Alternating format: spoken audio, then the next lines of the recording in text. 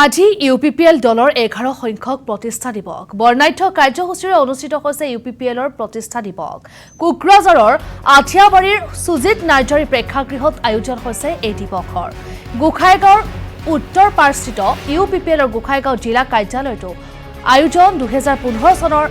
5 আগষ্টত প্ৰতিষ্ঠা হৈছিল ইউপিপিএল দলৰ ত্যাগ সাধনা আৰু অশেষ কষ্টৰ ফলত এই দলটোৱে পোৱা 11 বছৰীয়া সফলতাত উৎফুল্লিত হৈছে এতিয়া প্ৰতিগৰাকী কৰ্মী ইউপিপিএল প্ৰধান প্ৰমোদ বৰুৱে সামাজিক মাধ্যমত শ্বেয়াৰ কৰিছে এটা বিশেষ ভিডিঅ' আৰু আজি যেহেতুকে ইউপিপিএল দলৰ 11 সংখ্যক প্ৰতিষ্ঠা দিৱস বৰ্ণাঢ্য কাৰ্যসূচীৰে অনুষ্ঠিত হৈছে ইউপিপিএলৰ প্ৰতিষ্ঠা এই দিৱস কোকৰাঝাৰৰ আঠিয়াবাৰীৰ সুজিত নাৰ্জাৰী প্ৰেক্ষাগৃহত আয়োজন হৈছে এই দিৱসৰ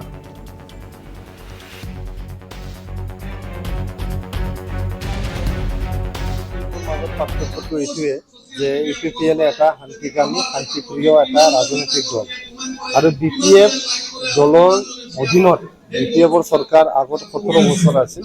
এতিয়া 2008 চনত ইয়াতে গোষ্ঠীগত সংঘৰ্ষ হৈছে বিটিআৰত 2012 চনত গোষ্ঠীগত সংঘৰ্ষ হৈছে 2014 চনত হৈছে 2015 চনত হৈছে যেতিয়া 2020 চনত ইউপিপিএলৰ চৰকাৰ আহিছিল 2020 পৰা 25 লৈকে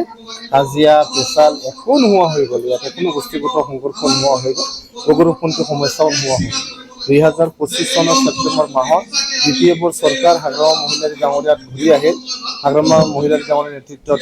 ঘূৰি আহিল আপোনালোকে দেখা পালে যে কাৰিগাঁৱত গোষ্ঠীগত সংঘৰ্ষ হ'ল হাজাৰ হাজাৰ আমাৰ যে খিলঞ্জীয়া মানুহবিলাক ৰিলিফ কেম্পত থাকিব লগা হ'ল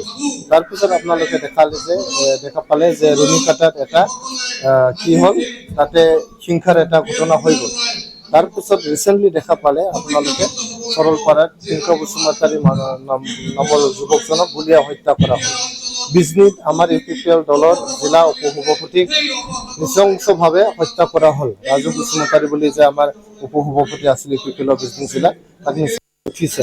ইয়াৰ কাৰণে একমাত্ৰ বিপিএফ দল আৰু হাগ্ৰামা মহিলাৰী ডাঙৰীয়া জগৰীয়া হয় অনুৰোধ কৰিছোঁ আসাম টক্স আপোচবিহীন অসম কণ্ঠ